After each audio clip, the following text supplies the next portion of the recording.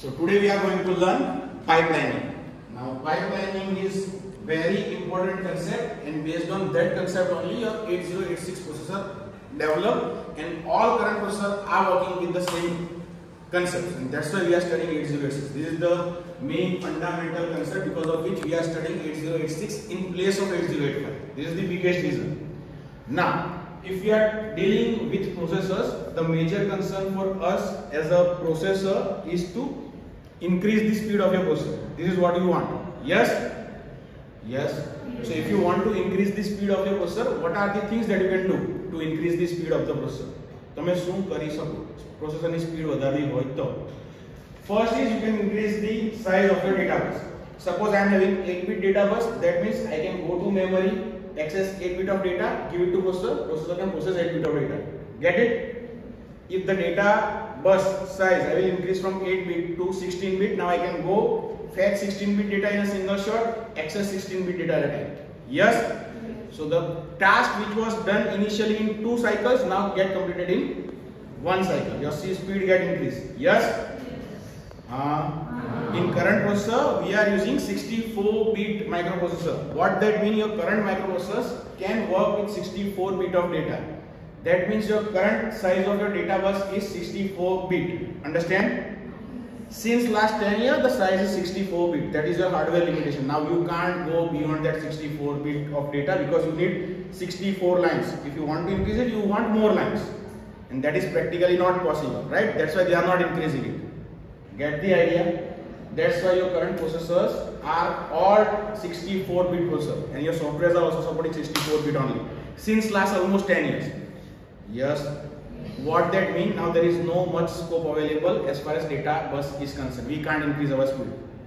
Get it? Yes. Still we want to increase the speed. The another thing is frequency, clock pulse. If I require time to execute this one instruction is, suppose for the example's understanding purpose, it is 2 seconds. If the same instruction is executed in 1 second, my time get improved, the speed will get improved. Yes, it is in nanoseconds and microseconds, but just for the example, suppose initially there are 100 instructions, one instruction require 2 seconds to execute, I require 200 seconds. Yes, if I increase the speed of my clock so that the same instruction now get executed in 1 clock cycle, 1 second, this all 100 instructions will require only 100 seconds. My speed will get double. Yes? There is something called frequency, and if you understand, frequency is equal to 1 by T. Yes? Time is inversely proportional to your frequency. Frequency is generated by oscillator, comes into your PC. Now if you buy any PC right now, it comes with the configuration called your processor is having 3.2 gigahertz frequency. You read it? That is nothing but your clock frequency. That decides the speed of your processor, that how much speed your processor can produce to execute one instruction. Understand? Recently your processors are having frequency of 3.2 gigahertz. What that means? The time required for executing one instruction is 1 divided by 3.2 gigahertz is equal to 1 divided by 3.2. Giga is 10 raised to G, 10 raised to 9 hertz. So 10 raised to minus 9. In this much time we can execute one instruction. This is what the current speed is. Understand? Yes. Now instead of G, if it is T, now it can be minus 12, then my speed will get increased. Yes? So if I work with my frequency so that I can get very high frequency, then my time will get decreased drastically. But if you see that also carefully, since last 10 years, it is almost 1.2 gigahertz, 3.2 gigahertz. We are not able to produce more frequency. That is also practically not possible. Understand? What I am trying to tell you is, if you want to increase the speed of your processor, there are 2 choices. You can increase the data bus size, you can increase the frequency. Both have saturation. Now you can't go beyond certain limit. They are over. Yes, still we get a processor which can work faster. How? That's the question. That is because of this concept. It's called pipeline. Because of this, your processor are still improving in speed and you can get a better speed. Now what is pipeline? How it works? Let's understand. So the initial processor launched by Intel was 8085. There was no pipelining. In 8086, there are two-stage pipeline. What do you mean by that? If I am having an instruction, it can do fetch, decode, execute. Currently, for the simplicity, we assume that for decoding purpose, you don't require much time. So we'll remove it. Then fetch, execute. Suppose 8086 is also doing the same thing. Fetch and execute. Now what do you mean by fetch? This is my memory. This is my microprocessor. Here is my data bus and address bus. Yes? I am getting the data from this memory, bring it to my processor. Processor is executing the data, put it back to memory. Understand? Yes? So this is memory, it is a different entity. This is my microprocessor, this is a different entity. Both are connected with bus. I am getting the data from memory, that is my fetching. Doing something in my microprocessor, that is my execution. Putting my data back to my memory, that is loading. But we consider it as execution part only for current purpose. Get it? Yes?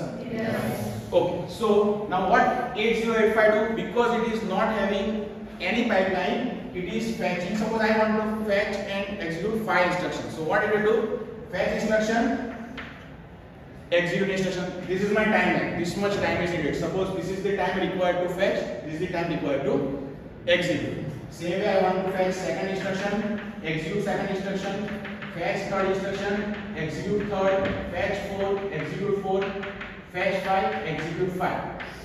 Here my 5 instructions will get over. Understand? Yes. Now what 8086 is doing currently? So I am fetching my first instruction. Now what they have observed is, when you fetch the instruction from this place to this place, your buses are used. Yes. When I am executing something here, my buses are free. They are not doing anything. Why to make them idle? Utilize them. So when I am executing something over here, at the same time I am fetching also from my memory, because these are free. Getting? So there is one separate unit which is doing the fetching task.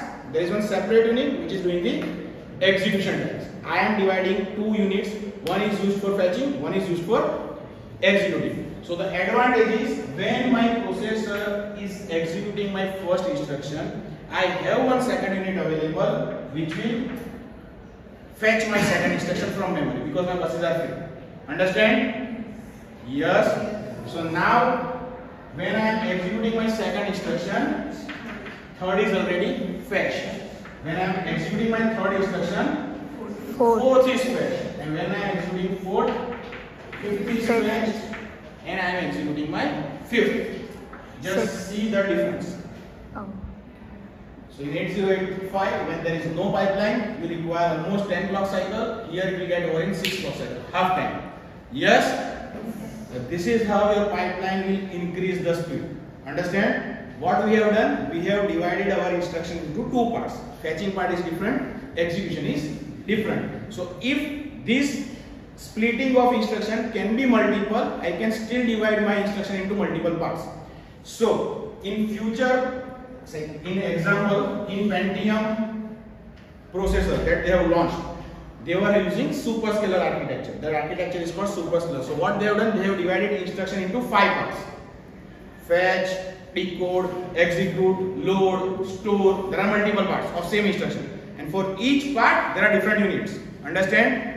In 8086, you are having 2 units. One is doing fetching, one is doing execution. In Pentium, you are having 5 parts. Understand? One is doing fetching, one is doing decoding, one is doing execution. It is a complex. Just for understanding, these are the 5 parts. All are working parallelly. So what happens in the background? Suppose this is my clock cycle. First instruction is fetch. Here, first instruction is decoded. Here, it is suppose executed. Then it is stored. Load and suppose stored. Yes? When it is decoded, second is already fetched. Yes? When this is executed, second is already decoded, third is already fetched. Yes? Same way, this is executed, second one, fetch, decode, third, fetch, 4. Here there are 5 total instructions comes when you are having a single pipe. Understand? Yes? So at single point of time in Pentium processor, you can have 5 different instructions running parallelly. Understand? But actually it will run 10 instructions parallelly.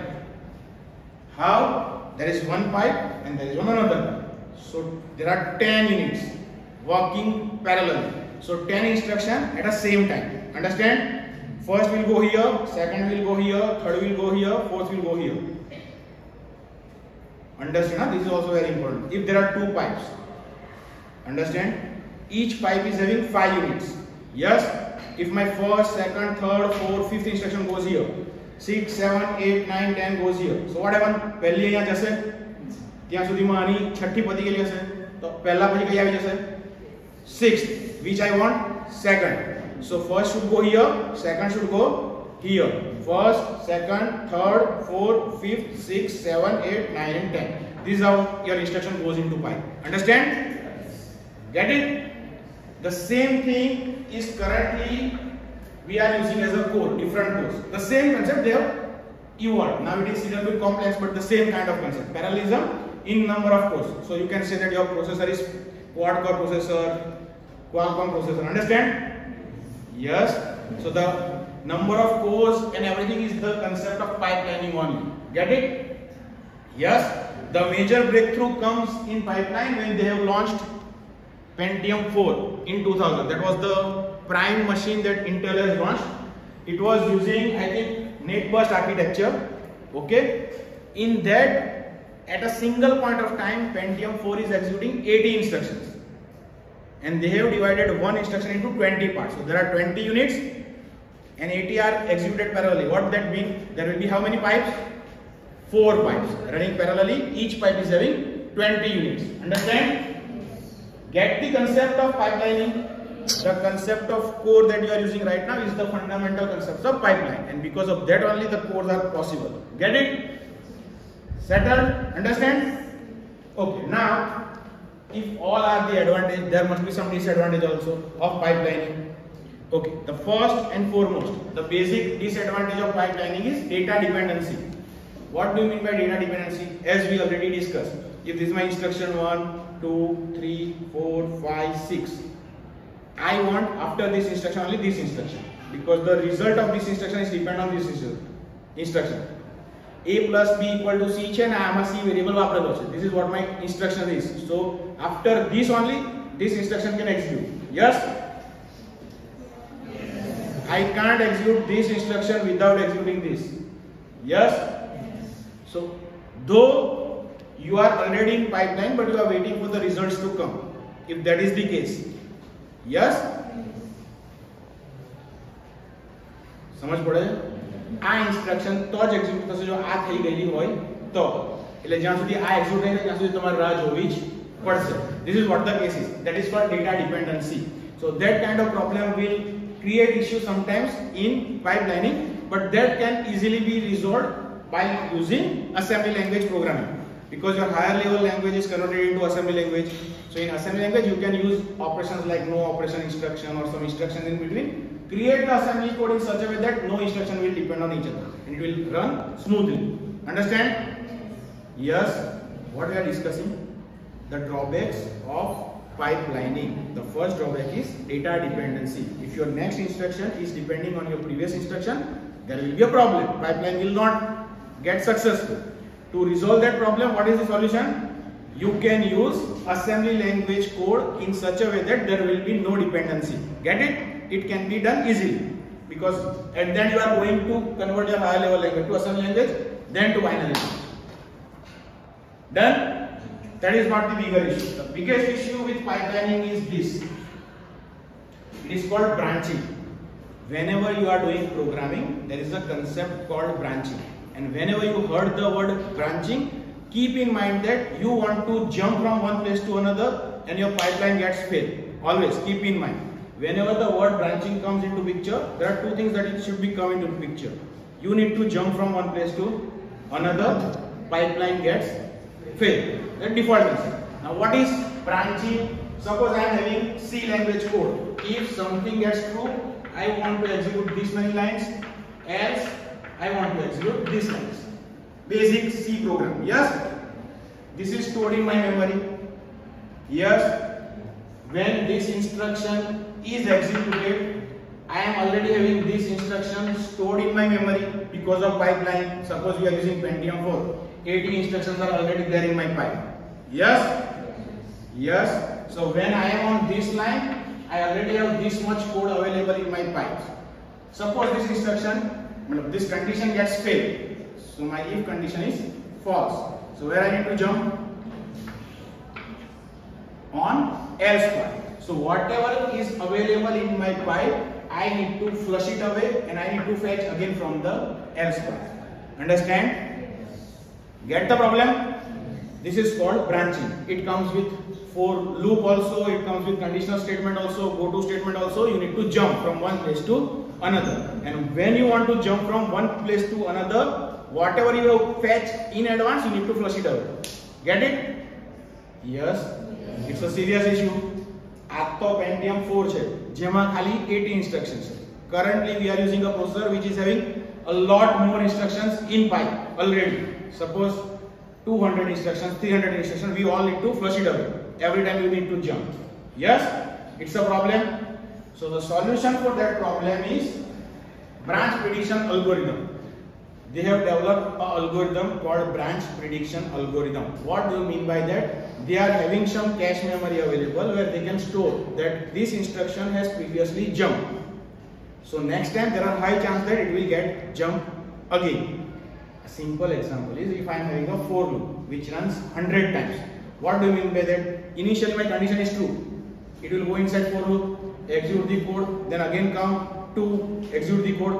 So it will correct 99 times. Only one time your condition will get failed. Yes. So my accuracy is almost 99%. If I already store that on instruction I is equal to 1, I is equal to 100, I plus plus, it has jumped here. So next time also it will jump. They assume like that.